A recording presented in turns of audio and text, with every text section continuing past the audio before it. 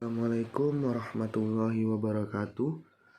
Perkenalkan, nama saya Muhammad Yusuf Habibi dengan NIM 100112822270077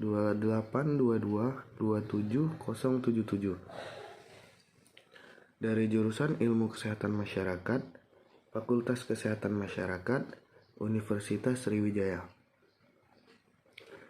Pada kesempatan kali ini, saya akan membuat video tentang evaluasi implementasi Peraturan Daerah Nomor 5 Tahun 2010 tentang pengendalian penyakit demam berdarah dengue di Kota Semarang, guna memenuhi tugas UTS mata kuliah Hukum Perundangan Kesehatan.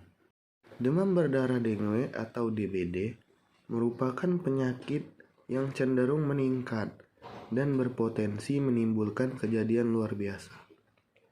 Demam berdarah dengue atau DBD adalah penyakit yang disebabkan oleh virus dengue yang dibawa oleh nyamuk Aedes aegypti yang terinfeksi virus tersebut.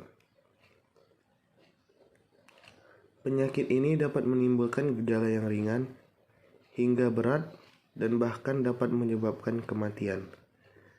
Cara penularan demam berdarah dengue adalah melalui gigitan nyamuk Aedes aegypti yang telah terinfeksi oleh virus yang kemudian nyamuk tersebut menggigit manusia dan menyebabkan manusia tertular dari virus tersebut yang kemudian akan menyebabkan infeksi dan menjadi penyakit demam berdarah dengue.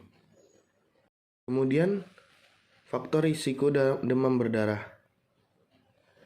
Kamu akan memiliki risiko lebih besar terkena penyakit ini atau gejala yang lebih parah jika kamu tinggal atau bepergian di daerah tropis.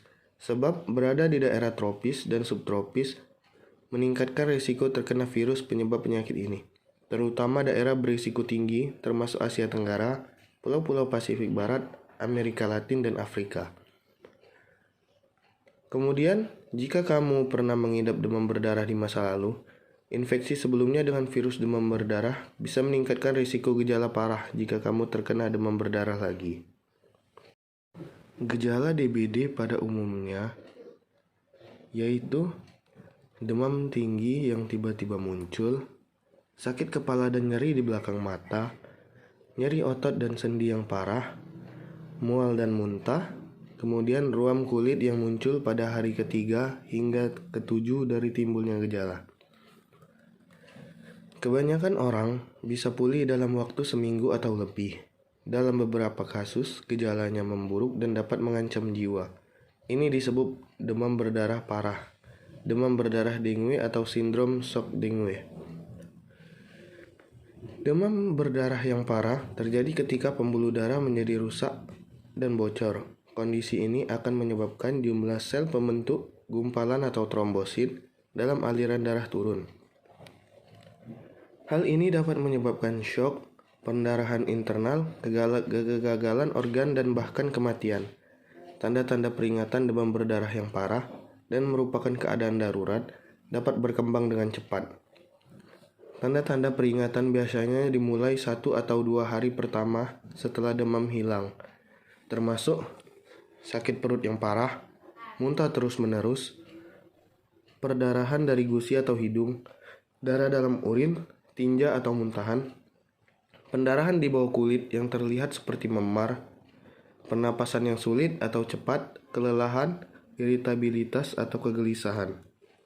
Oleh karena itu, pemerintah Kota Semarang menerbitkan Peraturan Daerah Nomor 5 Tahun 2010 tentang pengendalian DBD. Peraturan Daerah Nomor 5 Tahun 2010 tentang pengendalian DBD Kota Semarang merupakan kebijakan di bidang kesehatan dengan pelaku kebijakan adalah pemerintah, masyarakat, dan pemangku kepentingan. Peraturan daerah tersebut memuat tentang peran, hak, dan kewajiban masing-masing pelaku kebijakan pengendalian penyakit DBD yang meliputi pencegahan, penanggulangan, dan kejadian luar biasa DBD serta sanksi untuk maupun masyarakat, petugas maupun masyarakat. Tujuan Peraturan Daerah Nomor 5 Tahun 2010 adalah untuk mewujudkan penanggulangan demam berdarah dengue yang terkoordinasi, terintegrasi dengan kerjasama berbagai pihak, termasuk masyarakat. Namun, evaluasi tersebut menunjukkan bahwa implementasi Perda belum optimal, meskipun angka bebas jentik dan insiden rate mengalami penurunan. Kendala yang dihadapi dari Peraturan Daerah Nomor 5 Tahun 2010 adalah kurangnya sosialisasi yang intensif kepada lintas sektor dan masyarakat, serta belum optimalnya kerjasama lintas sektor dan masyarakat. Dalam rangka meningkatkan implementasi Peraturan Daerah Nomor 5 Tahun 2010, perlu dilakukan sosialisasi yang lebih intensif, baik kepada lintas sektor serta masyarakat, yang dapat dilakukan dengan mendayagunakan petugas surveillance kesehatan atau Gasurkes sesuai wilayah kerja masing-masing.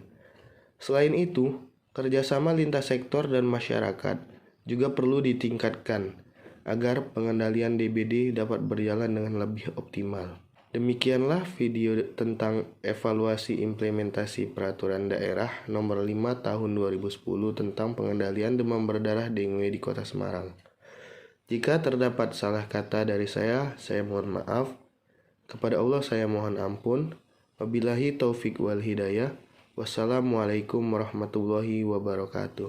Semoga dengan menonton video yang telah saya buat dapat bermanfaat bagi kita semua. Terima kasih.